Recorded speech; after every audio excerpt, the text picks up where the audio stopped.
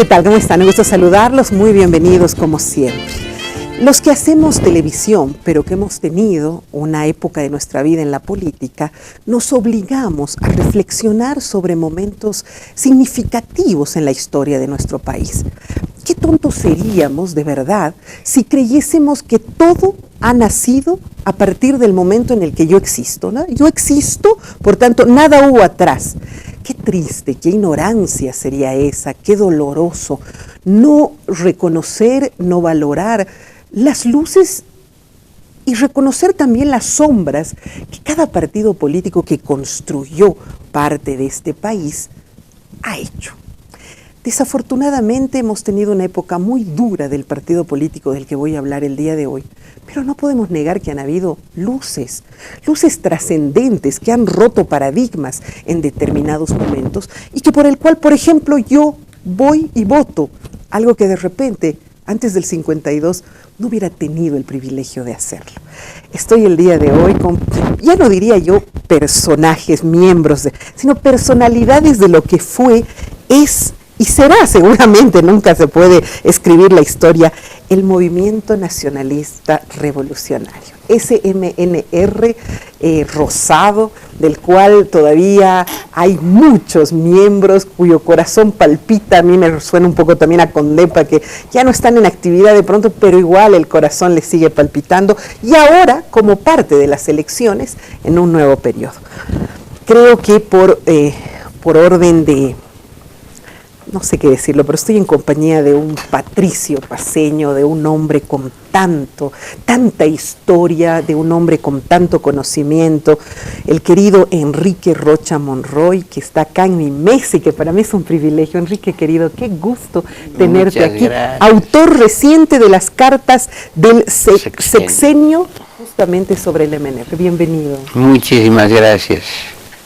Muchas gracias, Veroniquita. Gusto de tenerte acá. Gracias, Un privilegio de verdad. gracias. Otro miembro, pero además igual, muchísimos años, no hemos coincidido en el Parlamento, pero sé que has sido parlamentario, has trabajado desde tus abuelos, es parte de esta dinastía que es también el MNR, Luis Eduardo, mejor conocido como Chichi Siles. Hola, ¿cómo estás? ¿Qué dices, Verónica? Muchas gracias por la invitación y muy contento de estar aquí compartiendo en tu programa, con tu objetividad, con tu sentido de la historia, que creo que es importante que todos lo tengamos. Gracias. Miembro de la nueva generación, de pronto un poco de la nueva guardia que se va construyendo en el partido, valiente, ¿no? Porque hay gente que dice en MNR y se asusta, pero él por lo visto valiente, Fernando Pardo, jefe del Comando La Paz. Hola, Fernando. ¿Cómo estás, Verónica? Bueno, primero agradecerte por la invitación y estamos dispuestos a empezar el programa de una manera rosada, de una manera movimentista, para que toda la población empiece a sentir lo que decías hace un momento. Es el rosado, es el vivo el movimiento y en el puente la vida. ¿Y tú qué haces ahí? A ver, quiero saber, ¿desde cuándo te incorporas? Mira, yo me incorporo al MNR a mis 20 años, soy una generación sándwich, ¿no? Después de Goni. Después, en el transcurso del gobierno de Goni, de las últimas dos gestiones de Gonzalo Sáenz de Lozada, y nos ha tocado vivir momentos buenos, malos, pero siempre con esa mística movimentista, siempre con esa ideología movimentista, y bueno, seguimos en la lucha más allá de los aciertos y desaciertos que ha tenido el partido. Seguro. Pero seguimos luchando y seguimos en las calles sin ningún temor, porque es la mejor herencia que hemos recibido de nuestros abuelos, de aquí de nuestro licenciado, nuestro querido amigo, compañero Rocha. Bueno, Gracias, definitivamente que nosotros cuando hablamos aquí con los analistas y hablamos del MNR, dicen, oye, ¿cómo es? ¿No? El MNR es increíble, o sea, puede haber pasado lo más grave y el 9 de abril están en la catedral, aunque sea 10, o 30, o 50, o 2, pero están ahí de rosado haciendo. Es una cosa bien interesante. Arrancas con esta presentación del libro que ha sido ayer. ¿Qué cuenta estas cartas del sexenio? Las cartas del sexenio precisamente es la época más tremenda del partido, la lucha tremenda que tuvieron los hombres movimentistas tanto en Bolivia como en el exilio después de los colgamientos de Gualberto Villarroel. Esos días aciagos que estábamos conversando con Chichi Siles de la persecución tremenda que hubo a partir de la rosca y el PIR, o sea, la rosca. Ustedes pues han sido los que han acuñado ese concepto de la rosca, ¿no? Sí, es un antiguo concepto que lo acuñó Bautista Saavedra. Correcto. A partir de Bautista Saavedra ustedes lo han adoptado. empezó, pero la lucha del MNR ha sido una lucha tan heroica, como decía aquí el compañero Pardo, donde había la mística, es decir, que luchábamos sin querer tener ningún espacio de poder, ningún emolumento, nada, sino con puro corazón y puro cerebro. ¿Tú has estado durante el periodo del año 52, cuando ha sido la reforma y todas las conquistas sociales que se habían logrado? Tú has sido protagonista de ese periodo. He sido protagonista porque el 9 de abril de 1952 yo tenía 20 años. Ya eras... Era estudiante universitario. Hemos luchado junto con Mario Guzmán Galarza, Aníbal Aguilar Peñarrieta,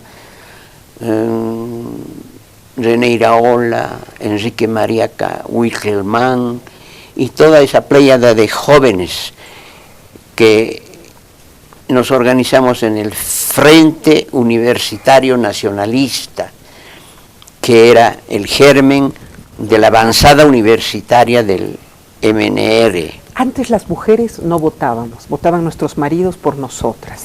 Antes no podíamos ser electas.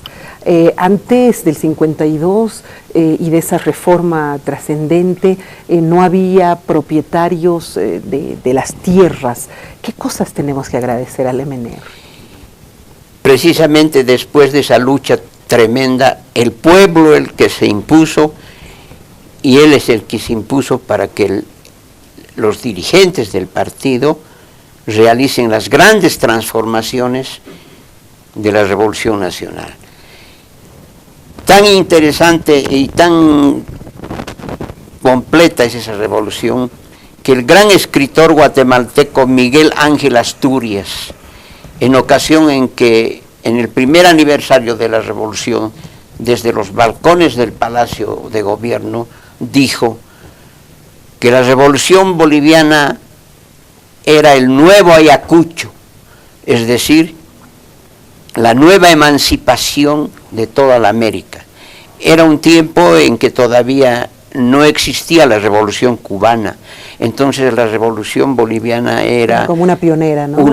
Una cosa tan importante, tan interesante, de ahí que todos los grandes escritores y pintores como Diego de Rivera y escritores como Manuel Seoane, como todos ellos que estuvieron en Bolivia, y especialmente este hombre que era el gran hombre de Guatemala, Miguel Ángel Asturias, que en un libro que escribió que se llamaba Carta Abierta para América Latina, hablaba de toda la revolución nacional boliviana, y ahí dijo que la revolución boliviana era el nuevo Ayacucho. De ahí que hemos nacido de nuevo ese día 9 de abril de 1952, que ahora estamos en tantos años de la gesta heroica del partido. Cierto, ¿cuántos años son? 67. 67 años. 67, wow, qué rápido, increíble, ¿no? ¿Quién lo diría? ¿Qué ha pasado con el MNR? ¿Cuál es tu diagnóstico? ¿Qué sucedió con el partido? Porque tú sí has sido de quienes ha estado durante todos los periodos, has estado ahí presente.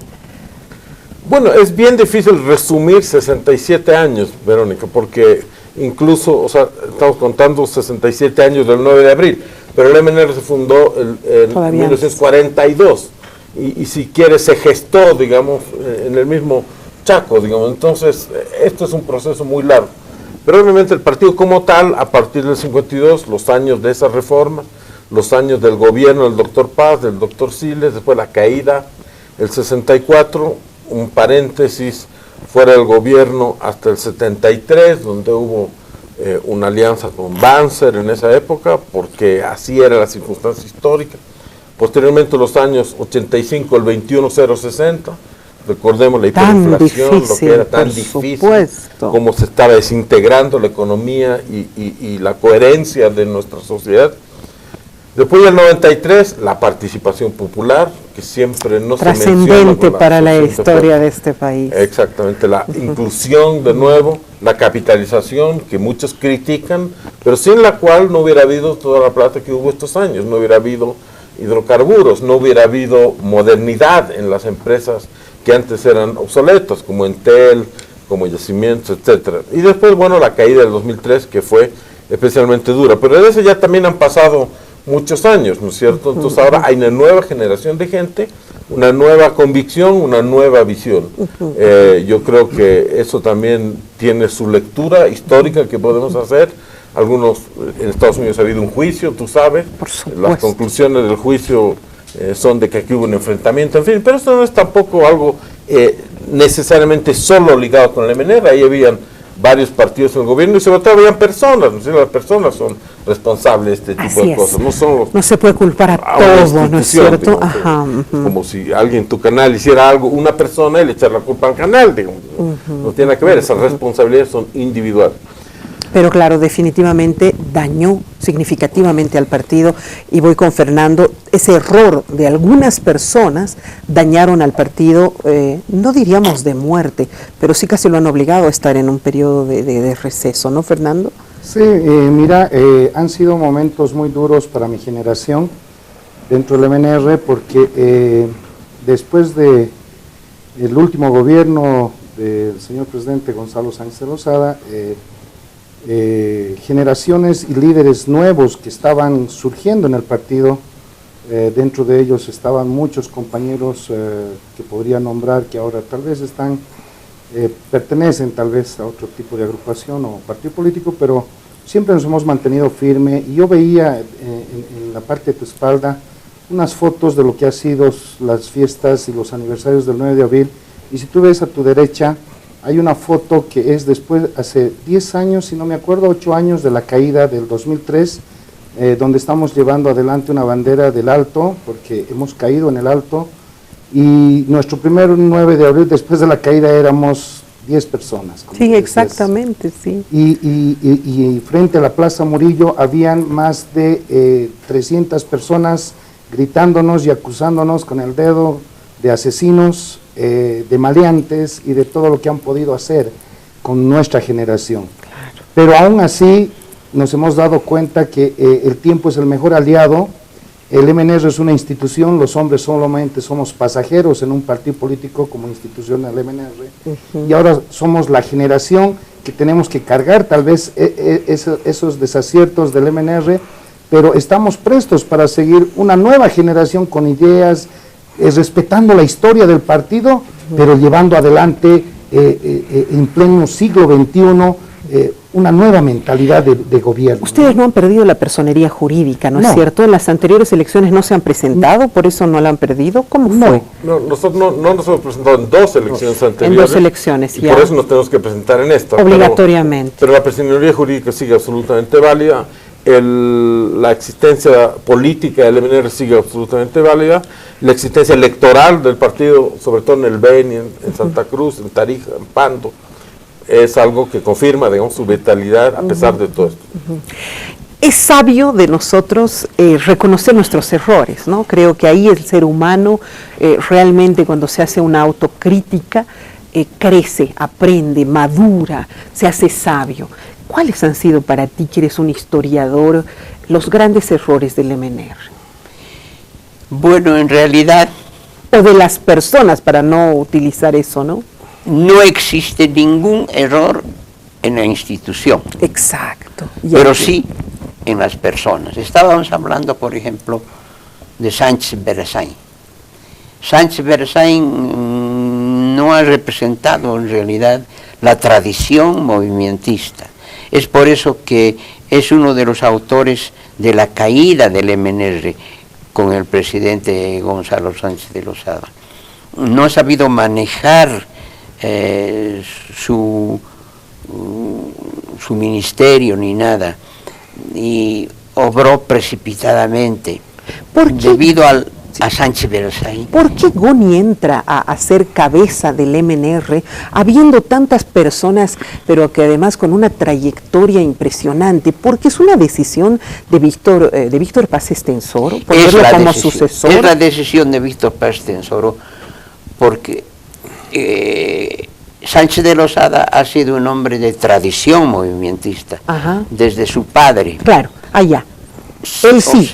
O sea, su padre ha sido Enrique Sánchez de Lozada, el Kelly Sánchez de Lozada, que casi toda su vida vivió en Estados Unidos, era el principal asesor de Rockefeller. ¡Wow! De Rockefeller, y tenía mucha preeminencia en el gobierno de Estados Unidos. De ahí que fue embajador no solamente de Paz Estenssoro, sino también de Villarroel. Fue embajador. Por eso que en un acápite de mi libro lo menciono a Enrique Sánchez de Lozada por su relación que tuvo estrecha con Carlos Montenegro. Bueno. La relación estrecha con Carlos Montenegro. Y por eso lo eligen a su hijo, que es Gonzalo Sánchez de Lozada, para que primero sea por la sucesor. tradición, segundo porque él fue uno de los artífices del 21060. O sea, el 21060 es la nueva revolución que hace el MNR. Prueba de que es una medida de gran trascendencia es que nadie se ha animado a derogar el 21060. Ahora estamos viviendo en el 21060. Han habido modificaciones, ¿no? Sobre todo en el tema laboral. Hay, lógicamente, pero el sumum del 21060 es equivalente a las grandes transformaciones del MNR, equivalente a la reforma agraria, a la nacionalización de minas, a la reforma educativa y sobre todo al gran proceso económico de transformación del oriente boliviano. Tú sabes que Santa Cruz de la Sierra, antes del 9 de abril del 52, claro, era una ciudadcita, una pampita, llena de barro, etcétera, etcétera. Claro, era pampa, ¿no? El MNR, toda la producción de la nacionalización de las minas, lo vuelca hacia el oriente. Yo te quiero preguntar, el momento que se decide que Víctor Paz tenga como sucesor a Gonzalo Sánchez de Lozada, ¿el resto del partido estaba de acuerdo? Lógicamente el MNR tiene muchos sectores. Claro. Prueba de ello que el gran MNR se ha dividido en sector de izquierda, sector de derecha, ultraderecha, etcétera. El MNR ha parido el PRIN de Juan Lechón Oquendo, ha parido el Partido Revolucionario Auténtico de Walter Guevara Arce, sí, el PRI, ¿no? Y en fin, un montón de cuestiones. El mismo MIR, si quieres. El MIR, claro, el MIR se ha desprendido. El MNRI, que era otro, ¿no es cierto? Había el histórico, exacto. Había el I, ha habido el MIR, que también un poco ha salido de ahí. Pero, ¿estaban de acuerdo? ¿Había una unanimidad? ¿O lo que decía Víctor Paz era palabra de Dios?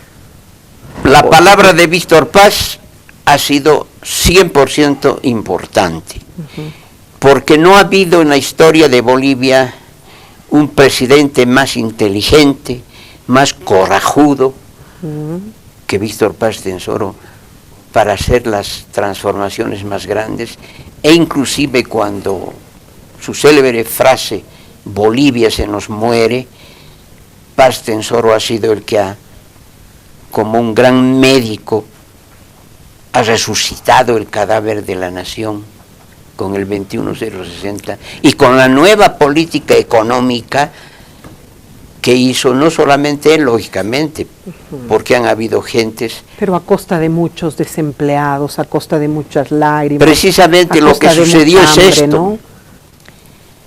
La cuestión de que saca a todos los obreros mineros. Mineros, fabriles, algunos también. Absolutamente todos con la relocalización. Sí.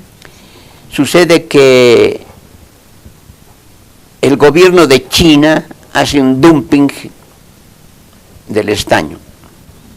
De $6 que costaba la libra de estaño, baja a 0,40 centavos. ¡Por Dios!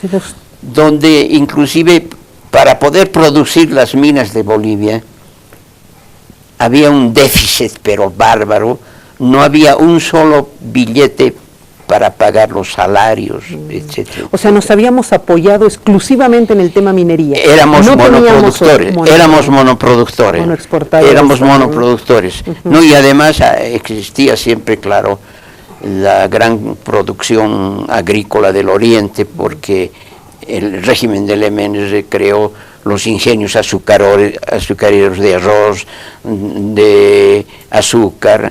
Ahí me quedo, don Enrique. Tu percepción, ¿qué pasa con Sánchez de Lozada? ¿Entra y pone gente como Sánchez Berzaín, que no era parte del partido, o sí lo era? ¿Cuáles fueron los errores? Yo vuelvo a preguntar, ¿no? Creo que es muy loable reconocer equivocaciones. Bueno, creo que hay que distinguir entre sus dos gobiernos. Una cosa, el gobierno de Sánchez Lozada del 93 al 97, donde se hizo la participación popular, donde se hizo la reforma educativa, donde se cambió la Constitución sin calanchas, sin muertos, sin peleas, se cambió como se tiene que cambiar en el Parlamento, se votó y ahí se incluyó a los diputados uninominales, a la reforma de la justicia. Es allí donde se reconoció el carácter multiétnico y pluricultural de la nación, etcétera, etcétera, etcétera. Eso fue el 93 al 97. Un poquito más brillante, digamos, esa gestión, ¿no? Un poquito más cargada de luz, menos sombras. Claro, si tomamos en cuenta, por ejemplo, que los municipios del área rural durante 500 años no habían recibido jamás un peso del centro, y con la participación popular empezaron a recibir ingentes cantidades de dinero, y no solo eso, sino la capacidad de decidir en qué se gasta. Ahora no deciden ya los municipios, ahora decide el elefante azul, ¿no es cierto?, decide en qué se gasta, y si el presidente en persona no va a inaugurar la obra, como vimos en un lugar, creo que es en Villamontes, en el sur del país, los enfermos con diálisis están esperando que funcione la máquina de diálisis, pero no la han inaugurado y no pueden atenderse porque no ha llegado Evo Morales. La participación popular significaba plata para cada municipio y el poder de decidir sobre esa plata, en qué gastarla y cómo gastarla. Esa fue la primera etapa. ¿Qué pasa en la segunda etapa? Y también en la primera etapa, una cosita más, Verónica, la gente, o sea, los municipios pasaron a elegir a sus autoridades, ¿no es cierto?, a sus alcaldes, a sus concejales. En los municipios indígenas se incorporó mucho más a la mujer, etcétera. En la segunda etapa, en primer lugar, hubo una crisis económica, que es la famosa crisis asiática, que golpeó a Bolivia, ya eso dificultó las cosas. En segundo lugar, Sánchez Lozada ganó con muy poco margen, apenas un punto de diferencia a los otros, que ya no tenía la misma fuerza. Y en tercer lugar, había una lógica de conspiración por parte de quienes hoy son gobierno, ¿cierto? El señor Morales, el señor Quispe, el señor Llorenti, el señor... los dirigentes de la Cruz, muchos otros en esa época, buscaron derrocar al gobierno, y lo dicen, ¿no? Nosotros queremos que haya una guerra civil para que se vaya el gringo, etcétera. Guerra civil, imagínense lo que significa proponer que... Y lo lograron. A eso se sumó, por supuesto, errores que el gobierno cometió en su manejo político. Por supuesto que Sánchez Berzaín, coincido con lo que dice don Enrique, es una persona que no es un político, creo que es un abogado bueno, malo, regular, pero político no es. Ahora mismo, cuando escribe desde Miami, tuitea, etcétera, muestra que no es un hombre que tenga la sensibilidad. ¿Pero él era menefrista? Yo creo que era menefrista recientemente incorporado, ¿no? Incorporado, creo que lo invitó alguien de otro partido, no estoy seguro. ¿Sigue hablando a nombre de ustedes? En absoluto. Él ha sido expulsado del partido en el año 2008 y expulsado está. Pero obviamente habla a título personal, tienen Miami. Y sigue Instituto. siendo un poco el asesor de Goni, ¿no? No creo, no ¿No? creo. Yo creo que ellos se han distanciado hace mucho tiempo. ¿También? Pero, sí. Me vas a contar eso. definitivamente. Voy a ir contigo a la vuelta, por favor, me toca hacer una Adelante. pausa. Esto está muy interesante. Hay cosas que nos estamos olvidando, sin embargo, ¿no? El haber sacado a las Fuerzas Armadas a la calle para confrontar a nuestro pueblo, los muertos que hemos tenido, eso yo creo que va más allá de solamente la intencionalidad de un grupo indígena que quería derrocar al gobierno. Creo que han sido muy malas decisiones. Enseguida regresamos para seguir hablando de lo que es, fue y será el MNR. Ya volvemos.